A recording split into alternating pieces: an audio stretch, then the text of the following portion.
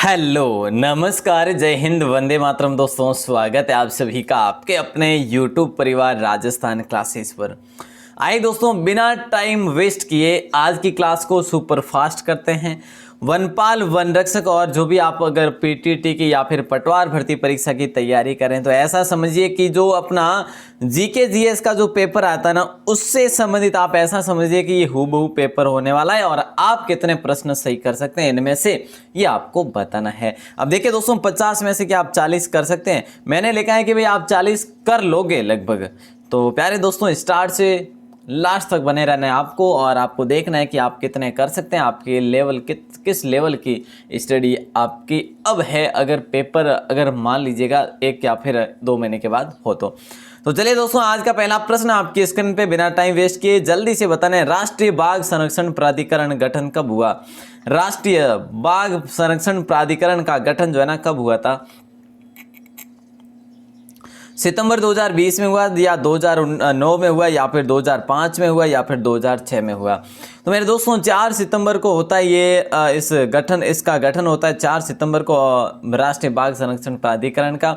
वैसे 4 सितंबर 2006 के दिन, ठीक है। तो ये चीज़ आप ध्यान रखेंगे, इंपॉर्टेंट क्वेश्चन है। और पहला क्वेश्चन अगर आपका सही हुआ तो बहुत बढ़िया। और एक चीज़ और क्लियर करवा दूं, यहाँ पर अपन विज्ञान भी पढ़ने वाले मेरे दोस्तों, राजस्थान जीके भी पढ़ने वाले और इंडियन जीके भी पढ़ने वाले। तो इसलिए कह रहा हूँ इस क्लास को कंप्लीट जरूर देखना। अगर आप पहली बार है चैनल पर तो सब्सक्राइब करना ना भूलिएगा।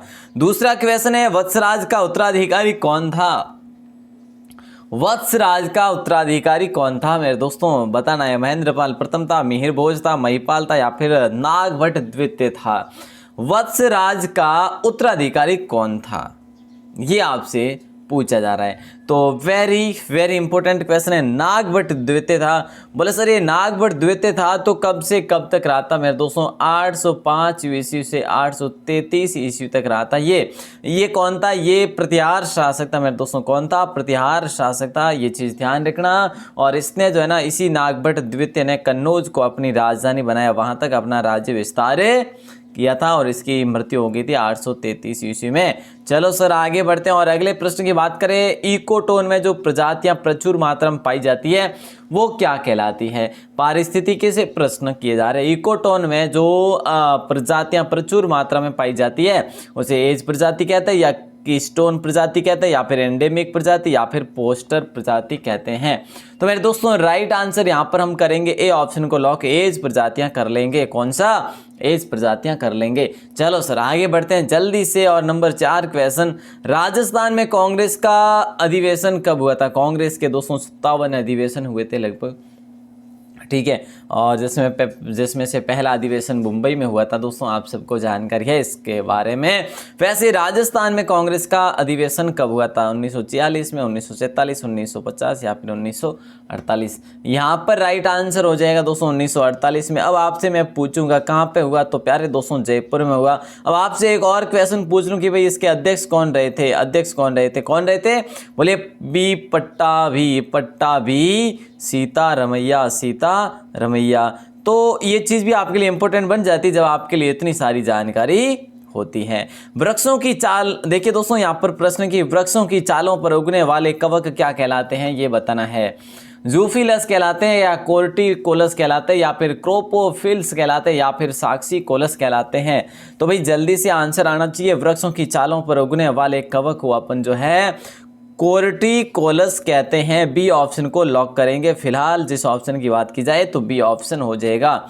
बहुत अच्छे। झंडा सत्याग्रह के लिए किस शहर को जाना जाता है? मतलब कि झंडा सत्याग्रह किस शहर में जो है ये हुआ था ये आपसे पूछा जा रहा है। भाई देखिए आसान है, ठीक है। और राइट आंसर क्या हो जाएगा दोस्तों? नागपुर होगा या फिर कानपुर या फिर नैनीताल या फिर भोपाल? सही जवाब नागपुर हो जाएगा, बी ऑप्शन। वैसे आपसे बात करूं 18 जून 1923 को झंडा दिवस के रूप में मनाने के बाद झंडा सत्याग्रह शुरू हुआ था और ये इस सत्याग्रह का जो नारा था वो था नागपुर चलो। भाई क्या नागपुर चलो। आगे बढ़ते हैं और आगे चलो। अगला प्रश्न है जैन धर्म में त्रिरत्न अपनाने वाले के लिए कितने जो है महाव्रतों का पालन जरूरी है। जैन धर्म में त्रिरत्न अपनाने वालों के लिए कितने महाव्रतों का पालन जरूरी है? 5, 7, 3, 2। दोस्तों महाव्रत लिख देता हूँ मैं। एक तो अहिंसा है, एक है जो अपना सत्य है, एक अपरिग्रह है, अपरिग्रह, और एक है वचन। और दोस्तों देखिए सत्य वचन है, ठीक है, और क्या है, और अस्त्य भी है, और एक और है जिसका नाम ब्रह्मचार्य है ना। तो ब्रह्मचार्य, ये 5 अणुव्रत है मेरे दोस्तों, ध्यान रखना 5 हो जाएंगे। ये ऑप्शन को लॉक करेंगे। अगला प्रश्न आता है कि झीलों में खारा पानी होने और नमक उत्पादन होने का मुख्य कारण क्या होता है? भाई ये आपका आसान क्वेश्चन है। झीलों में जो खारा पानी होता है, जैसे कि सांबर झील है, उसमें खारा पानी क्यों है? जैसे कि पचपदरा झील है, लूणकरण जो है अपने क्या कहे इसको, डीडवाना झील है, इसमें खारा पानी क्यों है? तो भाई इसमें क्या है, माइका शिष्ट चट्टानों के कारण है। ये प्राचीन समय में यहाँ पे माइका शिष्ट चट्टानें अधिकतर रूप में पाई जाती थी, वैसे दब गई है। तो राइट आंसर यहाँ पे फिलहाल ए ऑप्शन हो जाएगा भाई। अगला प्रश्न आपकी स्क्रीन पे, बस में ड्राइवर के पास लगा दर्पण जो है वो कौन सा दर्पण होता है? बता दीजिएगा, कौन बताएंगे? और दोस्तों देखिए ये क्लास शेयर जरूर करना आप अपने दोस्तों के साथ, जिससे आपको भी लगे और उनको भी लगे कि हाँ भाई एक नेक काम जरूर किया है। देखिए बस में ड्राइवर के पास जो लगा दर्पण होता है, कैमरा नहीं होता, उत्तल नहीं होता, सामान्य नहीं होता, उत्तल दर्पण हो जाएगा। ये ऑप्शन को फिलहाल लॉक करेंगे। अगला प्रश्न है, राष्ट्रीय राजमार्ग 248 से राजस्थान और कौन से राज्य के बीच में जो है चलता है? तो भाई देखिए पंजाब, मध्य प्रदेश, हरियाणा, उत्तर प्रदेश। फिलहाल जिस ऑप्शन की बात करेंगे वो ऑप्शन होगा सी ऑप्शन, हरियाणा। राष्ट्रीय राजमार्ग 248 ए को याद रखना, राजस्थान और हरियाणा के बीच में जो चलता है। और भाई कुल इसकी लंबाई की बात करें 213 किलोमीटर है। अगर आपसे पूछा जाए कि भाई राजस्थान में कहाँ कहाँ पे चलता है, तो दोस्तों देखिएगा जयपुर है, अलवर से होते हुए निकलता है, और 127 किलोमीटर है राजस्थान में। तो भाई ये क्वेश्चन तो अच्छा था। और अगला है कि 1857 के विद्रोह का नेतृत्व तो लखनऊ से किसने किया था, ये बताना है। राजस्थान के कहाँ से, किस कोने से किसने किया, ये सब जानते आप लोग है ना। अब आपको बताना है कि 1857 के विद्रोह का नेतृत्व लखनऊ से किसने किया था? तो भाई राइट आंसर बेगम हजरत महल ने किया था, सी ऑप्शन। बोले सर ये कौन थी? ये अवध के नवाब वाजिद अली शाह की पत्नी थी मेरे दोस्तों, ठीक है, ध्यान रखना, अच्छा सा क्वेश्चन है, लॉक कर दीजिएगा। और अगला प्रश्न है, राजस्थान संगीत संस्थान जो है ना ये कहाँ पर स्थित है, ये बता दीजिएगा। बहुत ही शानदार प्रश्न आपकी स्क्रीन पे है। जोधपुर होगा, बाड़मेर होगा, जालोर, जयपुर। राजस्थान संगीत संस्थान कहाँ पर है? बोले सर जयपुर में है। जयपुर में क्या? वेरी गुड, जयपुर हो जाएगा राइट आंसर सभी का, ठीक है। इसकी स्थापना की बात कर लूँ क्या? 1950 में इसकी स्थापना होती है। दोस्तों इसका जो मुख्य उद्देश्य है इसकी स्थापना का क्या था मतलब, तो दोस्तों ध्यान रखना, संगीत शिक्षा की स्मृति हेतु या फिर विकास हेतु यहाँ पे विभिन्न प्रकार के वाद्य, नृत्य, गायन, मतलब हर प्रकार के प्रशिक्षण दिए जाते हैं, मतलब कि संगीत क्षेत्र में। नेक्स्ट क्वेश्चन है नंबर 13, और निम्न में से 1912 में दिल्ली षड्यंत्र किसके द्वारा रचा गया था, ये बताना है, जल्दी बताइएगा। निम्नलिखित में से 1912 में दिल्ली षड्यंत्र किसके द्वारा रचा गया था? रास बिहारी बोस, भाई परमानंद, सचिंद्रनाथ सान्याल या सोनलाल पाठक। तो फिलहाल रास बिहारी बोस को लॉक करेंगे, ए ऑप्शन। और मेरे दोस्तों अगर बात करें तो दिल्ली षड्यंत्र जो है इन्हीं के द्वारा रचा गया था, ठीक है। और लॉर्ड हॉर्डिंग्स पर जो बम फेंका और उसको मारने का प्रयास किया गया, लेकिन वो प्रयास भी असफल रहा था। 23 दिसंबर 1912 की बात थी, है ना। चलो सर आगे बढ़ते हैं और अगले प्रश्न को देखते हैं, जो कि जोरावर सिंह इसमें थे फेंकने वाले। अगला प्रश्न, चित्तौड़ के दूसरे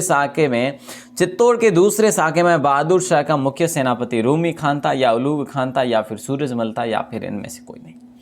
दूसरा साका कब हुआ था मेरे दोस्तों? 1534 में, जब रानी कर्मावती थी, बहादुर शाह ने आक्रमण कर दिया था। विक्रमादित्य और इनके छोटे भाई उदय सिंह जो है यहाँ से निकल लिए थे पहाड़ियों की और बूंदी की ओर निकाल दिए थे इनको।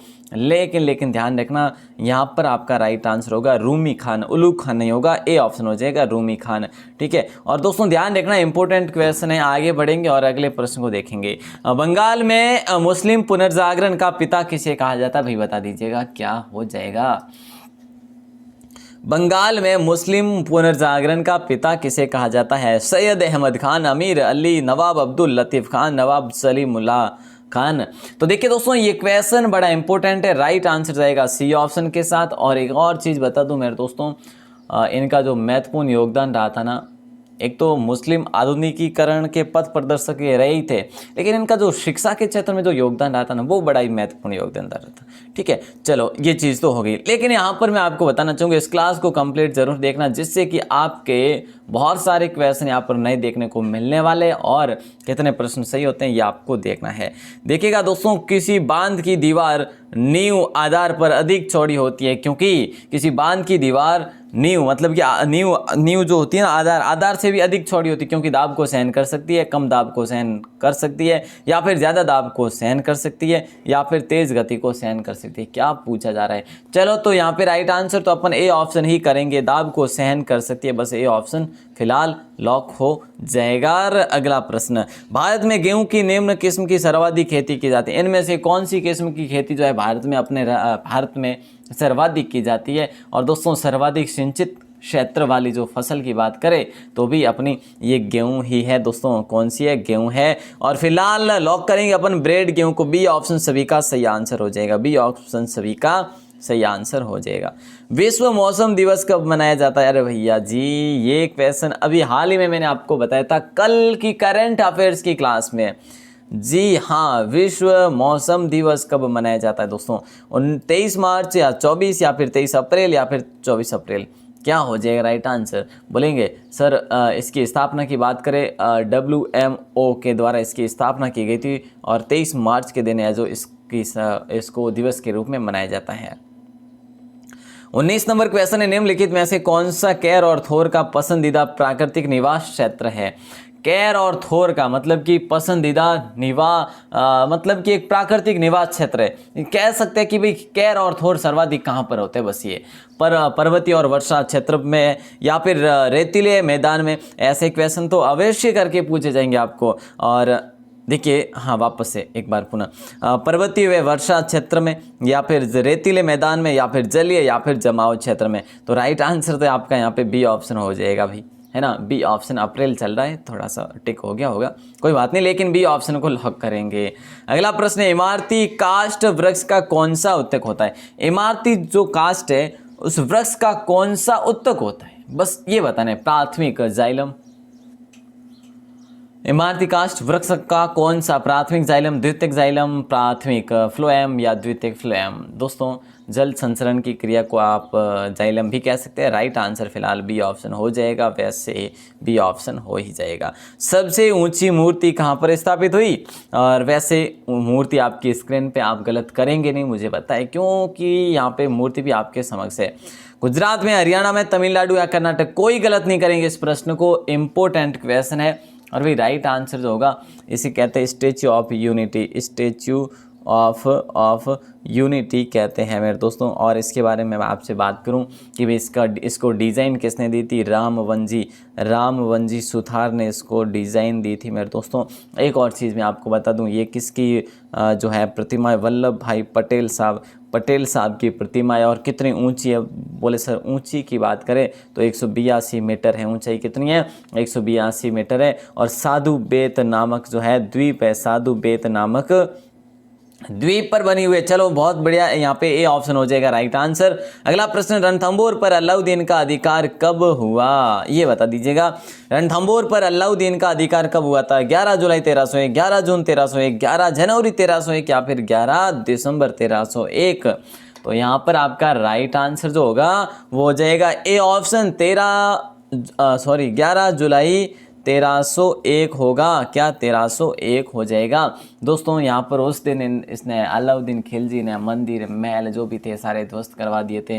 मोहम्मद शाह और कैबरू इसके जो सेनापति थे, जो कि शरण ली थी हमीर के पास में, है ना, तो उन दोनों को मार दिया था। और रणमल और रतिमल जो कि जिसको दो ये थे अमीर के जो सेनापति थे, इन दोनों को अलाउद्दीन ने अपने साथ युद्ध से पहले अपने साथ मिला लिया था। उसको भी मौत के घाट उतारा। बोला कि तुम तुम्हारे स्वामी के नहीं हो सकते तो मेरे कैसे होंगे? रणमल और रतिमल को भी इसी प्रकार, जिस प्रकार मोहम्मद शाह और कैबरू को मौत के घाट उतारा था ना, दोनों को भी उतार दिया था। चलो सर अगला प्रश्न है, दिलवाड़ा मंदिर के निर्माता विमल शाह किस परमार शासक के महाजन थे। दिलवाड़ा मंदिर के निर्माता कौन है? बोले सर विमल साहब। प्रश्न अगर ऊपर का पूछ लिया जाए तो भाई कर लेना, ठीक है। किस परमार शासक के महाजन थे? राजा। अब परमार किसके महाजन थे? परमारों के, ठीक है। राजा धूमराज, राजा धुंधक, राजा भोज या उपरोक्त सभी? उपरोक्त सभी का तो सवाल ही नहीं बनता साहब।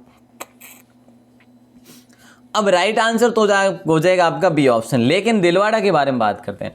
1031 में इसका निर्माण होता है, 1031 में इसका निर्माण होता है। मैं आपसे बात करूंगा शिल्पी की। इसका शिल्पी कौन हुआ? बोले सर कीर्तिधर नाम से एक शिल्पी हुआ था, वो हुआ। बिल्कुल सर। आबू के परमारों का शासन की बात करें तो दोस्तों 11वीं सदी में आबू पर परमारों का शासन अच्छे से रहा था। अगला है हाइड्रोपोनिक्स किससे संबंधित है? जल्दी से बताना है हाइड्रोपोनिक्स किससे संबंधित है। देखिए पौधों की बहुत सी संस्कृति या जल संरक्षण या पर्यावरण संरक्षण या फिर सब्जियों के अध्ययन को। तो दोस्तों देखिएगा पौधों की बहुत सी संस्कृति, जैसे कि हाइड्रोपोनिक्स पौधों की प्रजातियों से संबंधित कह सकते हैं आप। क्या? पौधों की प्रजातियों से संबंधित कह सकते हैं। फिलहाल ए ऑप्शन को लॉक करेंगे। और अगला प्रश्न नंबर 25 आपके स्क्रीन पे जल्दी से आंसर दे दीजिएगा। राष्ट्रीय गणित दिवस कब मनाया जाता है? अरे भाई साहब ये कई बार मैं आपको बता चुका हूं कि भाई राष्ट्रीय गणित दिवस इस दिन मनाया जाता है। और इस दिन क्या है? इस दिन जन्मदिन है श्रीनिवास रामानुजन, जो कि प्रसिद्ध गणितज्ञ हुए थे।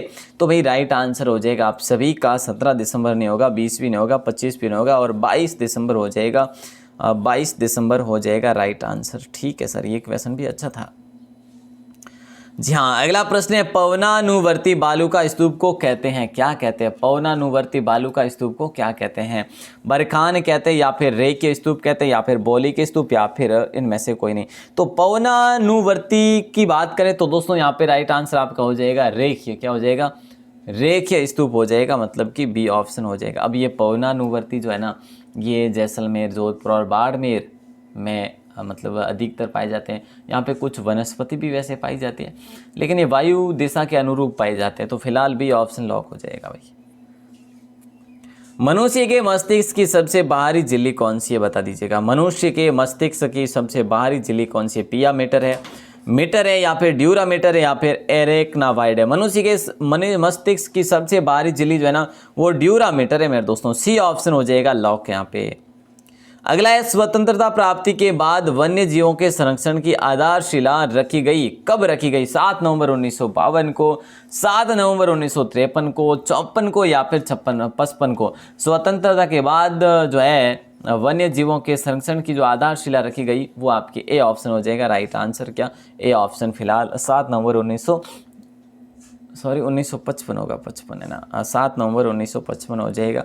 दोस्तों इसी में जो है 7 नवंबर 1955 को आपको बता दूं, एक तो घना पक्षी वन विहार, वन विहार कहाँ पर है सबको पता है, वन विहार कहाँ पर है सभी को पता है, ठीक है। और एक अपना सरिस्का और एक दर्रा, इन सभी को आरक्षित क्षेत्र घोषित किया था। देखिए दोस्तों ध्यान दे देना, एक तो वन विहार, इसको साथ साथ में, ठीक है। वन विहार, बोले सर वन विहार है कहाँ पर? वन विहार धौलपुर में दोस्तों। कहाँ पर है? वन विहार जो है ये धौलपुर में है, ठीक है। जो कि यहाँ पर एक वन विहार कोठी भी स्थित है। चलिए तो ये चीज़ें ध्यान रखना, वन विहार, सरिस्का और दर्रा को वन्य जीव आरक्षित क्षेत्र घोषित किया था इसी दिन 7 नवंबर 1955 हो जाएगा, ठीक है सर। आगे बढ़े, अगला प्रश्न है नंबर 29। बेंगी के चालुक्य वंश का संस्थापक जो था ना वो कौन था? बेंगी के चालुक्य वंश का संस्थापक जो था वो रामचंद्र भिल्लम पंचम या कीर्तिवर्मन या विष्णुवर्धन? ये क्वेश्चन बड़ा इंपॉर्टेंट है, राइट आंसर जल्दी से बता दीजिएगा क्या हो जाएगा। विष्णुवर्धन को लॉक करेंगे अपन। कौन से ऑप्शन को? डी ऑप्शन को लॉक करेंगे। और इसने राजधानी बनाया था अपना, बेंगी को अपना राजधानी बनाया था। आप कहेंगे सर ये बेंगी कहाँ पर पड़ता है? तो भैया एपी आंध्र प्रदेश में पड़ता है ये बेंगी। कहाँ पे? आंध्र प्रदेश में उस समय ये अब है जो पड़ता है, ठीक है। तो फिलहाल डी ऑप्शन को लॉक करेंगे। अगला प्रश्न है केंद्रीय प्रदूषण नियंत्रण बोर्ड द्वारा आवासीय क्षेत्रों में अधिकतम ध्वनि सीमा कितनी हो सकती है? देखिएगा केंद्रीय प्रदूषण नियंत्रण बोर्ड द्वारा आवासीय क्षेत्रों में अधिकतम ध्वनि सीमा कितनी हो सकती है, ये आपको बताना है। राइट आंसर 50 डेसिमल या 55 या 60 या 65। तो सही आंसर आपका हो जाएगा बी ऑप्शन लॉक हो जाएगा। कौन सा ऑप्शन हो जाएगा? बी ऑप्शन लॉक हो जाएगा। जैविक खेती के फायदे बताना है आपको। जैविक खेती के फायदे क्या है दोस्तों, ये जल्दी से बता दीजिएगा क्या हो जाएगा राइट आंसर, जल्दी से बताना है। जैविक खेती का फायदा क्या है? तो भैया ये किफ़ायती होती है, या फिर ये कम समय लेती है, या फिर इसमें कम मजदूरों की ज़रूरत होती है, या फिर उपरोक्त सभी। जैविक खेती का जो फायदा है ना, काफ़ी भाई बहन टूट पड़े होंगे डी ऑप्शन पे, लेकिन बिल्कुल नहीं होगा। ये केवल और केवल किफ़ायती हो सकती है, पर इसमें कम समय लगता है, ऐसा बिल्कुल नहीं है मेरे दोस्तों, गलत है ये। इसमें कम मजदूरों की ज़रूरत रहती है, ऐसा भी नहीं है। हाँ ठीक है, किफ़ायती हो सकती है दोस्तों, ए ऑप्शन को फिलहाल लॉक करेंगे। और अच्छा सा क्वेश्चन है, ठीक है सर, आगे बढ़ते हैं। पौधे में गैसों के आदान प्रदान के लिए रहते हैं क्या? पौधे में गैसों के आदान प्रदान के लिए रहते हैं जड़, रंध्र, टहनी या फिर तना। क्या हो जाएगा, जल्दी से बता दीजिएगा आंसर। दोस्तों पौधे में गैसों के आदान प्रदान के लिए क्या रहते हैं? रंध्र रहते हैं। ए बी ऑप्शन को लॉक करेंगे फिलहाल भी, यहाँ पर भी बी ऑप्शन हो जाएगा। अगला प्रश्न है, राजस्थान संगीत संस्थान दोस्तों कहाँ पर है? आज ये क्वेश्चन दूसरी बार आ गया ना, आज ही में ये क्वेश्चन दूसरी बार आ गया, तो इसको आप ऐसा इग्नोर करेंगे। वैसे फिलहाल वैसे जयपुर आपका आंसर सही आंसर हो जाएगा, 1950 में इसकी स्थापना हुई थी। ठीक है, चलो अगला प्रश्न है मेरे दोस्तों, मिनी पुष्कर के नाम से जाना जाता है, किसे जाना जाता है मिनी पुष्कर के नाम से? मिनी पुष्कर के नाम से किसे जाना जाता है मेरे दोस्तों, ये बताना है आपको। बेणेश्वर को, शिवाड़ को, थानेश्वर या गौतमेश्वर? मैं आपको कई बार बता चुका हूं दोस्तों, थानेश्वर को मिनी पुष्कर के नाम से जाना जाता है। ये भी अजमेर में ही ये स्थल है, पुष्कर से थोड़ा सा दूर है, अजमेर का ही स्थल है मेरे दोस्तों। ठीक है, इसे मिनी पुष्कर माना जाता है। और खारी और मानसी नदी का यहाँ पर संगम भी होता है। ठीक है सर, आगे बढ़ते हैं और अगले प्रश्न को। अगला प्रश्न है, एजोला के लिए मृदा उर्वरता को बढ़ाता है। देखिए दोस्तों जल्दी से आंसर दे दीजिएगा। एजोला के लिए मृदा उर्वरता को बढ़ाता है, कौन बढ़ाता है ये बताना है, जल्दी से आंसर देना है। मक्का की खेती उर्वरता, तो देखिए एजोला जो है के लिए, मक्का की खेती के लिए मृदा उर्वरता को बढ़ाता है, या गेहूं की खेती के लिए, या फिर जौ की खेती, या फिर चावल की खेती? तो फिलहाल जिस ऑप्शन की बात करें तो डी ऑप्शन हो जाएगा राइट आंसर। ये खेती जो है ना, ये उष्ण और नम जलवायु में होती है। उष्ण व नम जलवायु में अच्छी होती है चावल की खेती, और मिट्टी काली होनी चाहिए और चिकनी होनी चाहिए, वो इसके लिए उपयोगी होती है। ठीक है सर, आगे बढ़ते हैं। चलो अगला प्रश्न आपकी स्क्रीन पे, कौन सा राष्ट्रीय राजमार्ग जयपुर से नई दिल्ली को जोड़ता है? कौन सा राष्ट्रीय राजमार्ग जयपुर से नई दिल्ली को जोड़ता है? NH12, NH48 या फिर 27 या फिर 11? तो प्यारे दोस्तों ये जो है ना, ये रोड, इसकी कुल लंबाई की बात करें ना, ये कुल राष्ट्रीय राजमार्ग 26 और 28, मतलब कि 2628 किलोमीटर है। और दोस्तों मैं आपसे बात करूं, राजस्थान के अलवर, जयपुर और अजमेर, अलवर, जयपुर और अजमेर तीन और है, भीलवाड़ा और चित्तौड़ और जो है उदयपुर, है ना। तो इन सभी से गुजरने वाला ये राष्ट्रीय राजमार्ग NH48 है, इसकी कुल लंबाई 2628 है। ठीक है, और स्वर्णिम चतुर्भुज योजना का हिस्सा भी है। नेक्स्ट क्वेश्चन है, बॉटनी शब्द की उत्पत्ति जो है ना किस भाषा से हुई थी? ग्रीक भाषा से, या फिर लैटिन भाषा से, या फिर जो है फ्रेंच भाषा से, या फिर पुर्तगाली? तो देखिए बॉटनी शब्द की उत्पत्ति जो है ना ग्रीक भाषा से होती है दोस्तों, ए ऑप्शन को लॉक करेंगे। अगला प्रश्न नंबर 38 है कि पृथ्वीराज विजय ग्रंथ कौन सी भाषा में लिखा गया था? पृथ्वीराज विजय ग्रंथ कौन सी भाषा में लिखा गया था? हिंदी भाषा में, या संस्कृत भाषा में, या फिर राजस्थानी भाषा में, या गुजराती में? पृथ्वीराज विजय बोले सर ये किसके द्वारा लिखा गया? अगर ये जानकारी नहीं है तो भाई जयानक के द्वारा लिखा गया है। किसके द्वारा? जयानक के द्वारा। बोले सर कहाँ पे रहते हुए? तो भैया पुष्कर में रहते हुए इन्होंने लिखा था, पुष्कर में रहते हुए। तो राइट आंसर आप सभी का हो जाएगा, संस्कृत भाषा में लिखा गया था ये चीज, बी ऑप्शन हो जाएगा लॉक। अगला प्रश्न है 39 नंबर, मरुस्थल विकास कार्यक्रम। देखिए दोस्तों जल्दी से कि मरुस्थल विकास कार्यक्रम में केंद्र और राज्यों के बीच में वित्तीय अंश का अनुपात क्या था, ये आपको बताना है। तो देखिए मरुस्थल विकास कार्यक्रम में केंद्र और राज्यों के बीच में वित्तीय अंश का अनुपात जो था ना, केंद्र का था 75% और राज्य का था 25%। ए ऑप्शन को फिलहाल लॉक करेंगे, यूं लॉक करेंगे कि कभी ना भूलिएगा, है ना। अगला प्रश्न 40 नंबर, आचार्य जो वल्लभ सुरीश्वर जी जो थे ना, ये किस कार्य में इन्हें जो है ना याद किया जाता, किस कार्य में याद किया जाता है? दोस्तों इनकी स्टेचू बनी हुई है जिसका नाम है स्टेच्यू ऑफ पीस। बोले सर कहाँ पे बने हुए? मेरे दोस्तों जैतपुरा में बनी हुई है, पाली में है। ठीक है, तो ये चीज़ ध्यान रखना। और संपूर्ण इसकी ऊंचाई की बात करें 13 मीटर है। वैसे बात करें तो यहाँ पे सही आंसर जो होगा सामाजिक वे क्या थे? एक सामाजिकता को महत्व देने वाले एक व्यक्तित्व वाले धनी थे मेरे दोस्तों, ध्यान रखना। ये एक आचार्य हुए थे और अगला प्रश्न, अरहर सर्वाधिक कहाँ पर उत्पादित होती है, जल्दी बताइएगा। कर्नाटक, राजस्थान, केरल या फिर ओडिशा। अरहर जो होती है ना ये कहाँ पर उत्पादित होती है भाई बता दीजिएगा। कर्नाटक, राजस्थान, केरल या उड़ीसा। काफ़ी भाई बहन राजस्थान करेंगे लेकिन राजस्थान का यहाँ पर दूसरा या तीसरा नंबर भी नहीं आता। बोले सर क्या होगा, ए ऑप्शन हो जाएगा कर्नाटक। कर्नाटक के बाद में कौन सा नंबर आता है मेरे दोस्तों, कर्नाटक के बाद में महाराष्ट्र आता है। ओके सर, और महाराष्ट्र के बाद में मध्य प्रदेश नंबर आता है। बोले सर ठीक है, ये क्वेश्चन तो बड़ा अच्छा है ना। चलो अगला प्रश्न, चारण कवियों द्वारा, देखिए दोस्तों, चारण कवियों द्वारा प्रस्तुत राजस्थानी भाषा का साहित्यिक जो रूप है वो कौन सा है। चारण कवियों द्वारा प्रस्तुत राजस्थानी भाषा का साहित्यिक रूप जो है वो कौन सा है, पिंगल, डिंगल, ब्रज या फिर ढूंढाड़ी। तो सही आंसर जो होगा ना वो आपका हो जाएगा डिंगल हो जाएगा। क्या हो जाएगा, बोलेंगे क्या, डिंगल, बोलिएगा डिंगल हो जाएगा। बी ऑप्शन को लॉक करेंगे। और अगला प्रश्न नंबर 43, राजस्थान में उष्ण कटिबंधीय शुष्क पतझड़ वाले वन कहां पर पाए जाते हैं, ये आपको बताना है। राजस्थान में उष्ण कटिबंधीय शुष्क पतझड़ वाले वन कहां पे पाए जाते हैं, जो ऑप्शन आपकी स्क्रीन पे ना उसी से हिसाब से आपको बताना है दोस्तों। दौसा नहीं होगा, टोंक नहीं होगा, जयपुर नहीं होगा। सर्वाधिक जो पाए जाते हैं अलवर में पाए जाते हैं। ठीक है, इस क्षेत्र में अलवर में सर्वाधिक पाए जाते हैं। प्यारे दोस्तों इंपॉर्टेंट क्वेश्चन है नंबर 44 क्वेश्चन आपकी स्क्रीन पे, जल्दी से आंसर बता दीजिएगा। बर्फ पर दाब बढ़ाने में उसका गलनांक घट जाएगा या फिर बढ़ जाएगा या फिर अपरिवर्तित हो जाएगा या फिर शून्य हो जाएगा, क्या हो जाएगा, राइट आंसर बता दीजिएगा। देखिए बर्फ पर दाब बढ़ाने के उसका गलनांक जो है ना वो घट जाएगा या बढ़ जाएगा, जल्दी बताइए। देखिए कंफ्यूजन वाला बड़ा सवाल है, तो ए ऑप्शन हो जाएगा घट जाएगा साहब, बढ़ेगा तो कैसे, घट ही जाएगा। बिल्कुल आसान सा क्वेश्चन था, ए ऑप्शन सिंपल क्वेश्चन था। अगला प्रश्न, आधुनिक राजस्थान का प्रथम उपन्यास कौन सा है।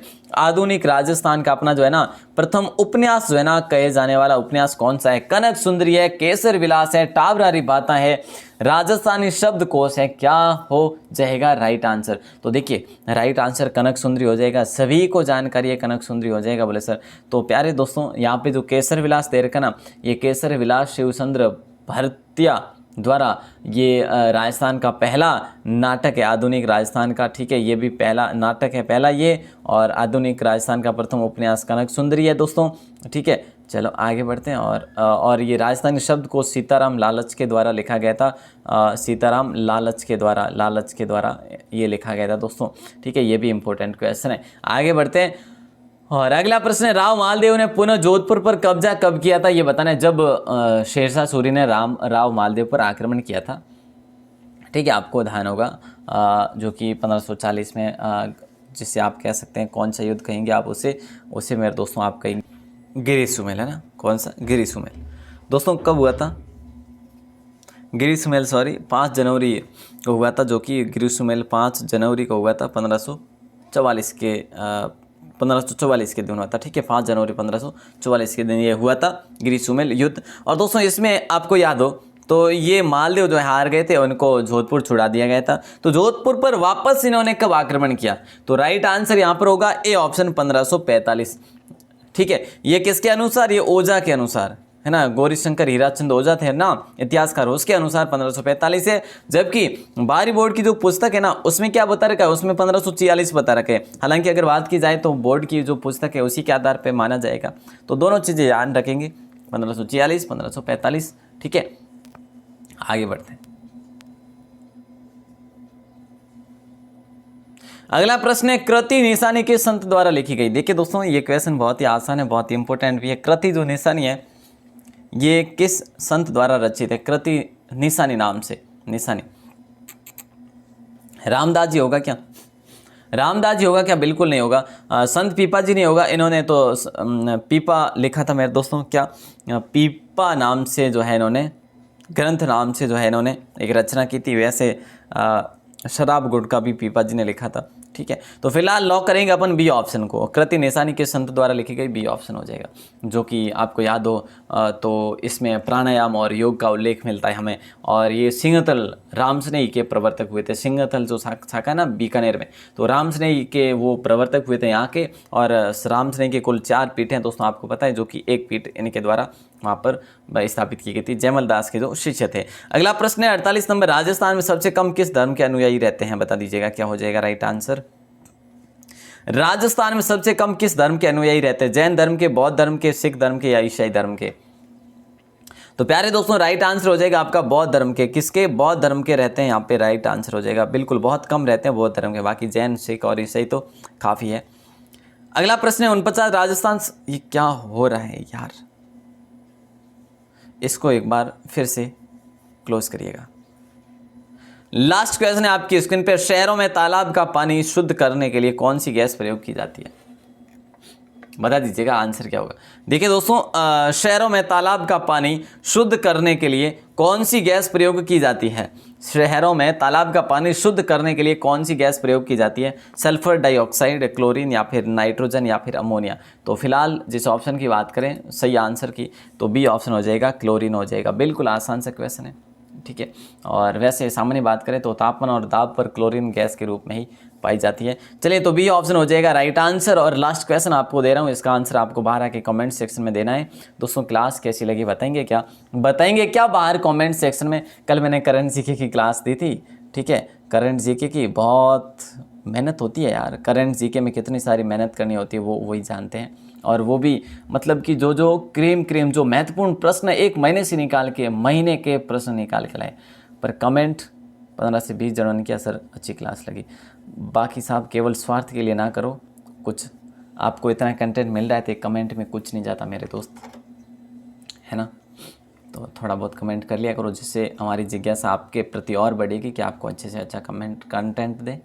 बाकी जो इसमें कोई हमें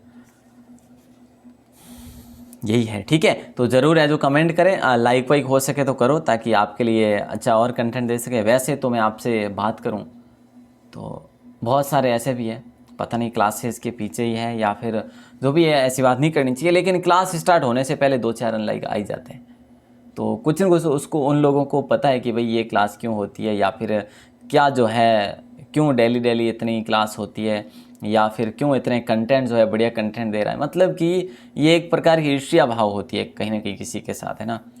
तो ऐसा नहीं होना चाहिए आई थिंक।